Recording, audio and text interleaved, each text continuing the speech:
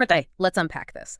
We are constantly told that history repeats itself, especially when it comes to, the great empires of the world. But we often think of the end of those empires in terms of like a spectacular military defeat. Barbarians at the gate, massive campaigns lost, external pressures just proving too great. And what's so fascinating here is shifting that lens entirely. The evidence really suggests that for the most successful, long-lasting empires, the fatal blow often comes not from the outside, but from the inside, from the structural strain of their own success. We're not looking at the final visible collapse, an invasion, or the revolt. We're looking at the invisible, insidious mechanisms of internal decay that they can span centuries. That is the paradox of success, and that is absolutely the mission of this deep dive. We're trying to figure out why empires fail when they are at their largest, their richest, and seemingly their most stable. We've collected a stack of research comparing 5 major empires. We're talking the Roman Empire, Han China, the Abbasid Caliphate, the Spanish Empire, and the British Empire, to understand those shared invisible processes of, well, institutional self-sabotage. The focus here is strictly on the preconditions of collapse, the breakdown of governance, the erosion of the tax base, and the crippling of elite systems. Right, and to organize all this material, we're really relying on some major frameworks in historical analysis.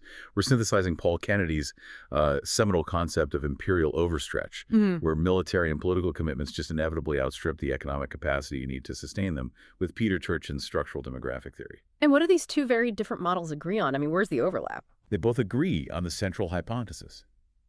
Complexity increases faster than institutional capacity can possibly manage it. An empire might double its territory, right? But its ability to reliably communicate, to tax, to enforce law, that doesn't double, not even close. And this imbalance, it eventually leads to negative returns to scale, crippling internal elite conflict, and the systematic erosion of the central state's authority. Essentially, the system becomes too big and too complex for its own brain to manage, and so it fails long before any barbarian shows up. That sounds like a universal law of organization. I mean, for a company, a government, anything. If we understand the conceptual framework first, we have the analytical toolbox to unlock the entire history. So let's jump straight into these 6 interlocking mechanisms that just keep recurring across all these different cases. Okay, so if we connect this to the bigger picture, we find this really consistent pattern of institutional degradation that starts with the fundamental problem of size. Number 1, administrative overextension and coordination overload. Okay, so tell us how expansion itself, the very thing that makes an empire great, actually creates the conditions for its failure. Well, expansion inherently multiplies the number of provinces, the layers of decision-making, and all the intermediaries the central authority has to deal with. Think of the empire as a massive global company. When the distance and the number of steps an order has to travel just keeps increasing, the central authorities lose reliable, timely information. They lose track of local conditions, and they lose track of the actual performance of their subordinates. And we call that information asymmetry, right? Meaning the emperor or the court in, say, Baghdad or Rome literally doesn't know what the governor 6 months away is actually doing, or how much tax revenue is really being collected versus what's being reported. Precisely. And that information lag has 3 catastrophic consequences. First, your feedback loops slow down dramatically. The center can't enact timely corrections to problems. Second, the costs of monitoring distant officials just surge. It costs a fortune to send inspectors or spies across the length of an empire. And third, local officials can exploit this blindness to serve their own interests. This is the core structural constraint. Institutional capacity, that ability to reliably gather data, make decisions, and implement them, it just struggles to keep up with sheer geographical and demographic complexity. And when the center is blind, that lack of accountability immediately creates this, perverse incentive for the people in power, which brings us right to the second mechanism, rising bureaucratic complexity and rent-seeking. Exactly. As the administrative scale grows, rulers have to add more specialized departments, more offices, more clerks, competing court factions, just to process the sheer volume of complexity. But, like we just said, those informational asymmetries and the weak oversight, that's a potent cocktail. It encourages massive corruption, patronage, and what we define as rent extraction or rent-seeking. Okay, define that term precisely for us. We hear rent-seeking thrown around a lot these days. What does it mean in this context? It's crucial here. Rent-seeking is fundamentally the privatization of state functions for private gain. It's when an official uses their legally granted authority of their office to extract wealth for themselves or their network, without providing a corresponding public service. Yeah. So instead of the official collecting taxes and sending 100% to the Treasury, they might collect 100% but only send 50, pocketing the rest under the color of law, or just through outright extortion. So the whole purpose of that state function shifts. It moves from governance to basically providing a really good salary for the elite. Exactly. This includes practices like tax farming, where private entities bid for the right to collect taxes in an area and then extract every penny they possibly can. Or granting military commanders hereditary fiefs lands, where they collect and keep the revenue.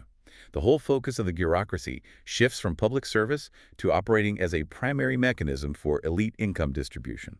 And naturally, running a system dedicated to private enrichment is hugely expensive, which leads directly to our third problem: fiscal stress and the high car mission trap. Right. Maintaining that massive corrupt machine, it involves immense fixed costs. What specifically is driving the expense? Well, you have three unavoidable financial drains. First, the military. Standing armies for defense and internal order are a non-negotiable fixed cost. Second, the court and the capital city maintenance. Think monumental building projects, endless feasts, and supporting that massive administrative staff we've already established is getting more and more complicated. And third, imperial wars. These provide massive, unexpected spikes in expenditure. And when that inevitable fiscal stress hits, the ruler's immediate short-term responses are almost always destructive. Heavier taxation, coerced labor, or, what was historically common in classical states, monetary debasement. But the research suggests that just escalating coercion doesn't actually solve the problem in the long run. It just creates another one. It creates the debilitating, high coercion, low net revenue trap. Empires try to extract revenue past the revenue maximizing point, the fiscal Laffer curve, if you will. By extracting too much too fast, you destabilize and depress economic production. You force people into poverty, which reduces their ability to produce a taxable surplus, or you just trigger mass avoidance. Essentially, you kill the golden goose. You spend more on enforcement and military monitoring than you gain in net revenue, and you fundamentally reduce the long-run taxable capacity of your entire state. That downward spiral of internal misery, I mean, that sounds like a great way to make the formal state structure irrelevant to the average citizen. Why bother following the emperor's laws if the local official is just going to steal your crops anyway? It leads directly to our fourth point: loss of governance efficiency and local disengagement.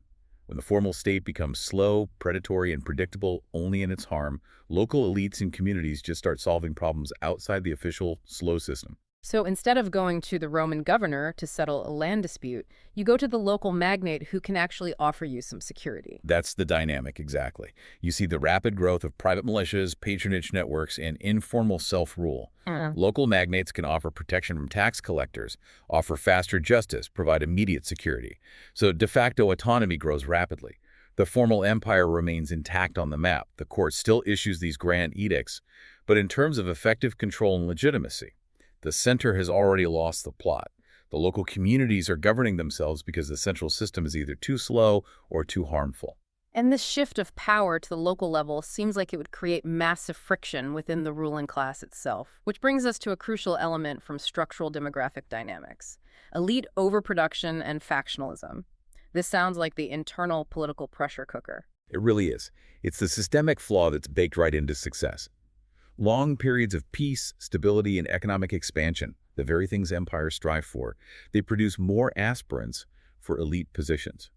We're talking more educated men, more wealthy families, more ambitious soldiers, all seeking offices, senatorial seats, bureaucratic posts, or military commands. The problem is that the system can only support a relatively fixed number of these high-status, high-income jobs, especially when the fiscal base is stagnant or shrinking because of all the problems we just discussed. Too many mouths, not enough pie. Precisely. And so competition for those shrinking resources intensifies court intrigue, civil conflict, purges, and policy paralysis. Instead of focusing on vital governance, frontier defense, infrastructure, necessary reform, the elites are focused entirely on their own internal struggles. Struggles for wealth distribution, patronage appointments, and protecting their factional territory. This struggle paralyzes the state from making the necessary strategic adaptations. And wrapping up the framework, the inevitable economic realization that this whole enterprise just isn't profitable anymore, diminishing returns to scale. Early expansion is subsidized, and it yields high returns. Dude. You get rich new lands like Egypt, massive tribute payments, lucrative trade routes. But there is always a critical threshold where that cost-benefit analysis flips. Each additional province you add yields less surplus after you account for the necessary military garrisons, the cost of administration, and the increasing friction caused by corruption and delay. Eventually, expansion becomes a net negative. It's a commitment that strains the entire system, requiring resources to defend and administer rather than providing any kind of net gain. That gives us a really powerful set of tools to analyze historical decline. Let's immediately apply this to the classical world, starting with the biggest name and the one that first articulated so many of these problems. Rome. Okay. Section 2.1 Roman Empire. Centralization, fiscal squeeze, and bureaucratic drift. I mean, the numbers are just staggering. Rome governed roughly 55 to 70 million people across over 100 provinces, all linked by that astounding network of 400,000 kilometers of roads. It was the ultimate ancient logistics challenge. The administrative load was just enormous, and the crucial institutional shift happened when Rome decided that its earlier, more subtle form of rule, the Principate, was insufficient to maintain control. The change was toward the dominant in the late empire, particularly under emperors like Diocletian and Constantine. What was the fundamental difference between those two systems? Well, the Principate, under emperors like Augustus, relied heavily on decentralized administration. It used autonomous local elites to govern, relied on local taxes, and really avoided massive central interference. The dominant, by contrast, attempted to reassert control through direct administration, elaborate law, and massive centralized surveillance. So they tried to micromanage the entire empire from the center. Exactly, and that drastically increased the information and coordination burdens. New officials were constantly being created, inspectors, legal experts, tax auditors, to supervise the provinces.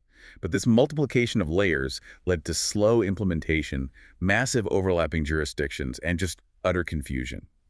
The center struggled immensely to monitor its own huge body of officials, thereby failing to achieve the very control it was seeking. And that monitoring failure created the perfect system for bureaucratic complexity and corruption. Oh, absolutely. The late Roman bureaucracy, particularly the administrators out in the provinces, became extremely affluent. They were often paid in gold, a stable currency, and they invested heavily in local land. The legal sources of the period, things like edicts in the Theodosian Code, they are full of imperial complaints against the widespread extortion and bribery practiced by these officials and provincial governors. The sheer volume of laws issued against abuses, it's damning evidence that the government recognized the chronic corruption, but utterly failed to enforce any kind of correction.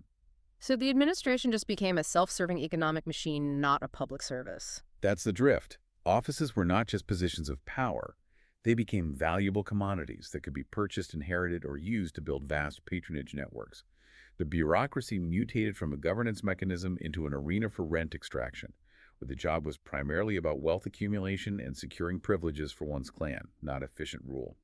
The state was, in a very real sense, eating itself from within.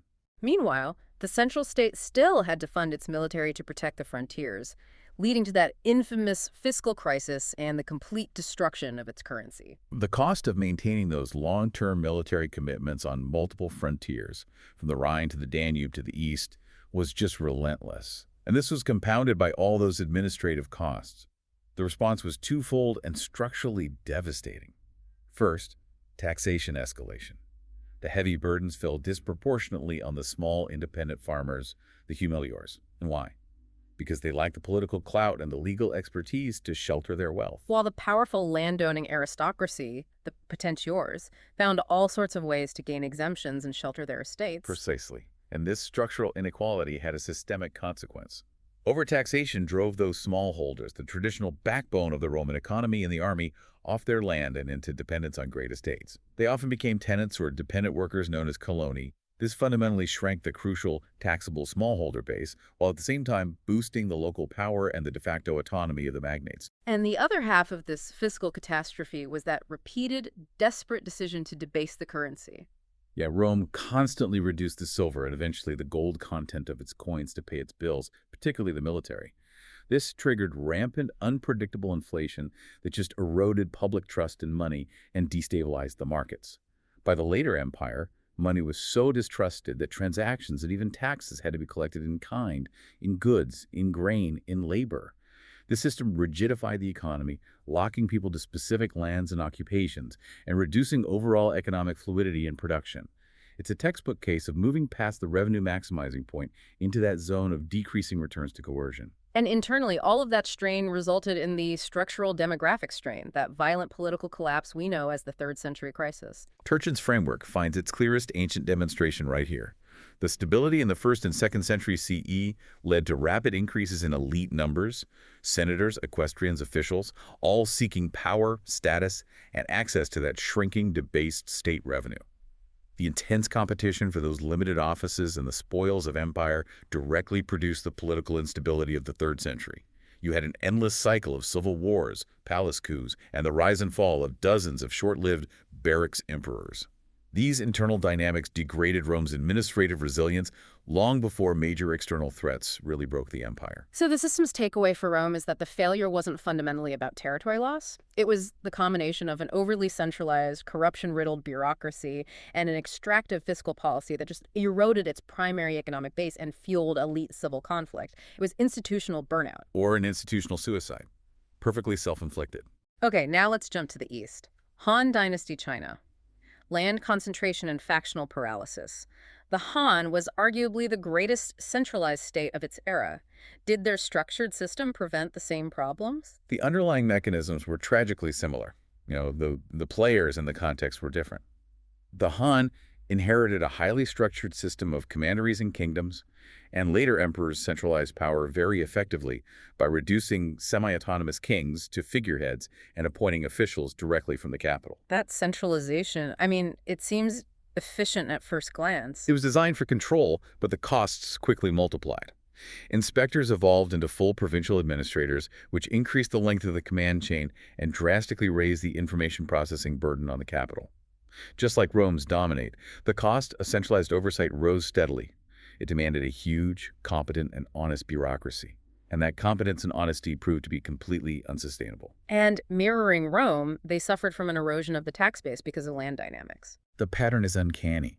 By the 1st and 2nd centuries CE, fiscal stress rose due to heavy taxes and immense corvée labor obligations that were placed, once again, primarily on the small independent farmers. The Han system depended absolutely on these smallholders. And at the same time, local powerful elites were accumulating massive estates, sometimes with thousands of tenants, that were routinely undertaxed or just secured tax exemptions through their influence. So the small farmer, burdened by debt, sells his land and becomes a tenant on a magnate's estate. And then that land just disappears from the effective tax register of the central government. Exactly. The central state faced a classic, inescapable bind. Rising expenditure, particularly for extensive frontier defense and that massive bureaucracy, versus a catastrophically narrowing tax net. The money simply wasn't flowing to the center. And that financial squeeze pushed elite competition into overdrive, leading to the infamous coordination failure via factions during the Eastern Han period. Oh, this is one of the most volatile periods of elite conflict in history. Governance became dominated by intense multipolar struggles between 3 powerful court groups. You had the consort clans, the families of the empresses who controlled the emperor's access. You had the palace eunuchs who controlled the inner palace staff and offered the transmission of imperial edicts. And you had the scholar officials, the Confucian-educated bureaucracy. That sounds less like a government and more like a 3-way gang war. It was a prolonged political paralysis. This struggle produced endless purges, often culminating in the mass execution of one faction or another, policy instability, and a focus on appointments, tax exemptions, and land grants that were used purely to build factional power bases rather than govern effectively. The court was obsessed with internal survival. I can just imagine local officials simply stopped listening to the distant, chaotic court. They did. Provincial and county officials increasingly aligned themselves with powerful local clans or military figures rather than with the distant, ineffective, and frankly often dangerous central court. This erosion led directly to institutional collapse. The source material confirms that centralized state power was seriously eroded well before the final fragmentation. The massive peasant uprisings of the period, most notably the Yellow Turban Rebellion, were the final symptom of this fiscal pressure, the land inequality, and the administrative neglect. The failure of the central state to provide famine relief or basic security was the final trigger, and it paved the way for fragmentation into warlord regimes. So the Han takeaway is clear. Extreme centralization without the corresponding fiscal innovation to protect the tax base created a brittle system that was easily fractured by internal elite conflict. A powerful demonstration of institutional architecture just failing to manage complexity. Okay, Now we move to a different strategy for managing scale, one that was born out of geographical necessity and financial desperation in Section 3, fiscal fragmentation. We'll start with the Abbasid Caliphate, centered in magnificent Baghdad. Right, a Abbasid caliphate, outsourcing authority and fiscal disintegration. The Abbasids built upon the administrative heritage of earlier empires, constructing an incredibly sophisticated bureaucracy, the famed demans, to manage provinces stretching from North Africa to Central Asia. This was, peak administration, but the sheer scale produced chronic information asymmetry and time lags far worse than Rome's. They were trying to manage a territory larger than Rome's at its height using messengers traveling on camel or horse. And that system resulted in multiple intermediate levels of administration, making any kind of real-time oversight impossible. Orders and reports could take months to travel. The center, Baghdad, was rich in information about itself, but catastrophically poor in reliable, timely information about the local economies and political dynamics in distant Khorasan or Egypt.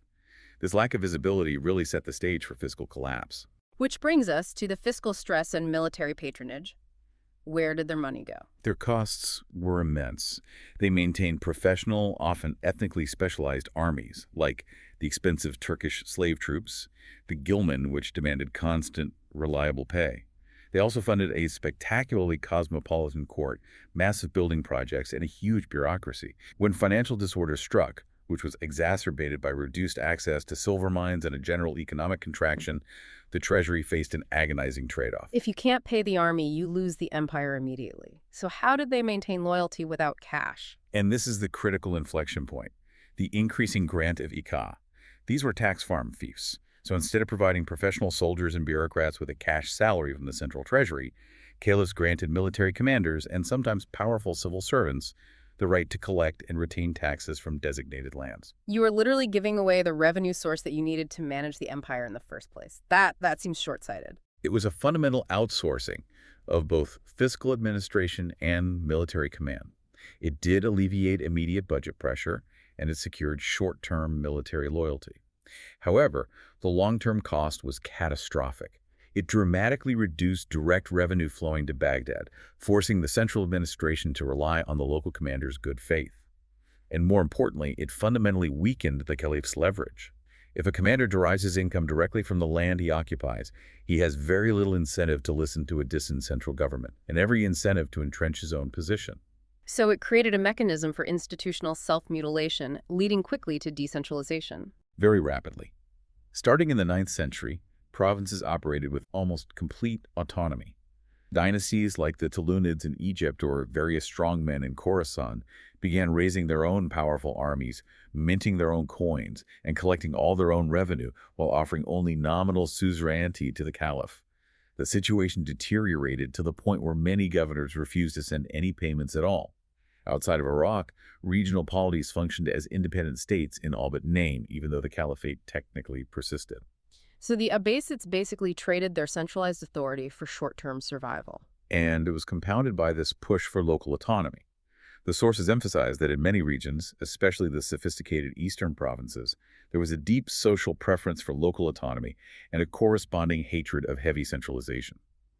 When the center failed, local towns and villages just managed their own affairs, often through strong, informal religious or commercial networks, with the central government intervening mainly when there were massive tax arrears. The system just slid into a pattern where the center implicitly surrendered its coordination capacity. So the Abbasids bought time by monetizing their administrative authority away via ikalka grants and hereditary offices. The slow, systemic hemorrhage was just baked in from the start. A textbook example of the limits of institutional capacity versus scale. Okay, now let's turn to the Spanish Empire, a vast global power that was also struggling to manage fiscal fragmentation across oceans. Spanish Empire, fragmented jurisdictions, and the coercion trap.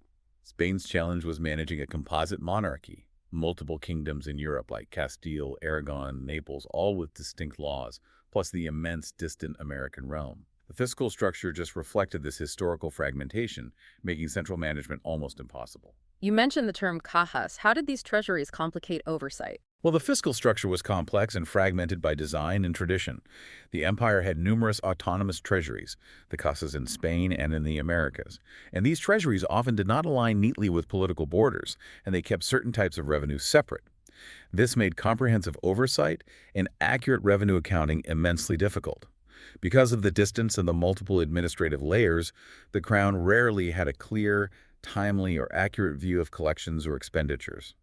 If the king doesn't know what he owns, how does he fund the constant wars that define the empire? This opacity led directly to outsourcing and rent sharing. To minimize the appearance of massive direct administrative costs and to handle the cash flow crunch, Spain heavily outsourced its fiscal functions. They outsourced them to private individuals, to massive banking houses, to tax farmers, and to corporate bodies known as asientos. This sounds like a really sophisticated form of the rent-seeking we discussed earlier, but on a massive global scale. It was. And this kept the formal administrative costs low for the crown, but it incentivized extreme over-extraction at the local level. Tax farmers and intermediaries padded their margins extensively, capturing most of the available surplus. Transparency just plummeted, and the state was constantly starved of net revenue, even when the gross collection was high. It's a perfect demonstration of diminishing returns to scale. The marginal province added more administrative friction and rent-seeking than usable royal revenue. And this reliance on intermediaries and high extraction led directly to the coercion trap. Spain relied heavily on highly coercive fiscal mechanisms. Forced loans, massive sales taxes like the alcabala, demanding forced contributions from its territories. This reliance required immense enforcement costs, expensive military and judicial monitoring, and at the same time it eroded taxpayer compliance and economic trust. The result was a political fiscal bind. So they were constantly using force, but they weren't actually getting rich off of it. Exactly. Despite these heavy extraction efforts, the net fiscal returns remained mediocre. The state was locked into a zone where increased coercion simply reduced economic activity and increased avoidance, without significantly improving overall revenue collection. They spent fortunes trying to manage the empire, yet they were perpetually cash poor, especially when you compare them to rivals like the Dutch or the English, who were developing more efficient, rule-bound systems. And when the 18th century Bourbon reforms attempted to professionalize and rationalize this whole structure, they just ran into a wall of resistance. A huge wall. These reforms sought to inject centralized efficiency into the colonial administration, replacing private contractors with professional bureaucrats. But they faced this entrenched resistance from the colonial elites, both the Spanish-born Peninsulares and the locally born Criollos, who benefited immensely from the established system's inefficiency, its opacity, and its patronage networks. The reforms generally failed to solve the underlying incentive and information problems. So for Spain, that fragmented fiscal architecture and the reliance on rent-seeking intermediaries meant that global scale became a persistent liability. It locked the empire into suboptimal coercion levels and institutional opacity. A slow decline driven by institutional architecture.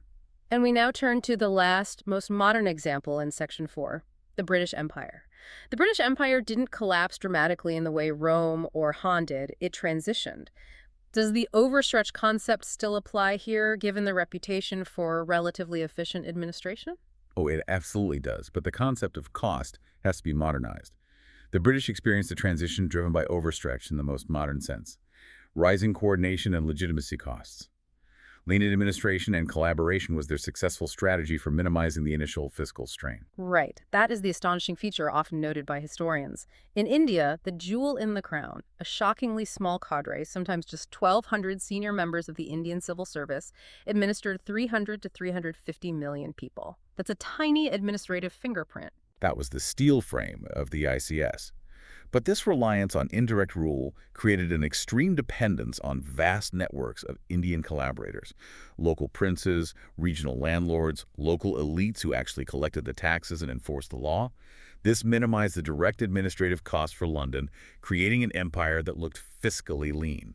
But low cost doesn't mean low complexity. Exactly. This indirect rule maximized the potential for misalignment and delay because those collaborators had deeply vested interests that often diverged from both the center and the local population. Coordination became hideously complex across London, the government of India, numerous provincial governments, and hundreds of semi-autonomous princely states. It was a complex system of political negotiation that disguised the administrative overextension. So on paper, they were fiscally solvent, but where was the extraction occurring? That leads us to fiscal extraction versus governance investment. What was the actual financial benefit to the metropole? Well, British rule was structured primarily for strategic, commercial, and financial imperial priorities. Critics widely point to the significant mechanism of the home charges. These were mandatory payments for things like the India office in London, pensions for retired British officials, and the interest on debt incurred by wars fought for imperial purposes, all of it borne by Indian revenues. This outflow was substantial and constant. So essentially, India was paying for the administrative infrastructure that governed it, and then some, prioritizing London's debt service. That structure prioritized the metropole's fiscal stability and commercial interests over maximizing India's own developmental capacity. Furthermore, the empire maintained a huge, expensive military establishment, which was necessary for internal stability and imperial defense, and its costs were disproportionately levied on India. The governance system was structurally extractive, even if certain investments, like the railways, also contributed to growth. But the real shift in cost comes later, due to rising coordination and legitimacy costs. By the late 19th and especially the early 20th centuries, the context changed fundamentally. Governing increasingly politicized, mass societies, especially in the face of organized, sophisticated nationalist movements, became exponentially more difficult and expensive than earlier mercantile rule. Coercion was no longer cheap or easy. Right. Managing legitimacy became the ultimate non-negotiable cost of doing business. The empire faced repeated, costly crises, like the 1857 revolt, which required massive and expensive military responses. And then when the global wars erupted, especially World War I and II, Britain's domestic economy suffered massive fiscal burdens. This forced Britain to expose the limits of its global commitments. They simply could not afford the escalating costs of coercion necessary to maintain control over a deeply unhappy, politically mobilized, and massive population while simultaneously managing their own domestic economy and defense. It's the clearest modern case of imperial overstretch, political ambition outpacing economic reality. And this strain allowed local populations to develop powerful institutional alternatives. Absolutely. Colonial elites and nationalist leaders actively constructed parallel institutions. Political parties, like the Indian National Congress, unions, local associations, that provided alternative sources of legitimacy, security, and a vision for governance. Imperial structures became just one governance layer among several serious competitors. The cost of coordinating and legitimating rule eventually exceeded the fiscal and political benefits, especially when local elites had constructed a compelling, alternative vision of the future. So the British Empire reached a political fiscal threshold where maintaining that global scale simply wasn't worth the rising costs of coercion and coordination, leading to a planned, though painful, withdrawal. A powerful demonstration that even relatively efficient institutions cannot sustain a commitment when local resistance and global costs both spiral upward at the same time. This brings us to Section 5, Synthesis, the 5 Universal Patterns of Collapse. Now, having dug into those 5 massive empires, what is the ultimate aha moment that ties Rome, Han, the Abbasids, Spain, and Britain all together? The aha moment is recognizing the common structural logic underlying these vastly different eras, cultures, and technologies. They all hit the same wall. The first pattern is the simplest, but it's the most profound. Administrative overextension, governance bandwidth failure. So every single empire pushed its organizational capacity past its breaking point. Precisely. Rome and Han multiplied offices and slowed decision-making. The Abbasids and Spanish struggled with communication lags across overlapping, opaque jurisdictions. Britain relied on drastically thin staffing that required complex negotiation with collaborators. In every single case, the governance system's ability to process reliable information, enact timely corrections, and effectively monitor subordinates, its institutional bandwidth lagged fatally behind the system's complexity. They were, driving a Ferrari with a 1970s dial-up modem. And that lack of accountability created that institutional shift where the state became primarily a means of private gain, bureaucratic corruption, office as intent distribution. We saw this universally. The late Roman wealthy officials, the intense Eastern Han factional corruption over appointments, and the Abbasid and Spanish reliance on semi-private tax networks like the ICA and Haciendos. Institutionally, the focus irrevocably shifted from performance-oriented administration to viewing office holding as the primary mechanism for distributing wealth and status among the elite. When the state stops serving the public good and starts serving its own officials, it has already failed. Next, the unavoidable insolvency. Fiscal strain, the inability to resolve trade-offs. This is Kennedy's core principle, just repeatedly validated. In every single case, military and political ambition outstripped the economic base and the institutional apparatus designed to fund it. We saw Rome's disastrous currency debasement and peasant taxes, Han's inability to tax the wealthy landowning magnates, the Abbasids' trade of long-term revenue for short-term military loyalty via Ikada, Spain's destructive reliance on high coercion, and Britain's massive accumulation of war and legitimacy costs.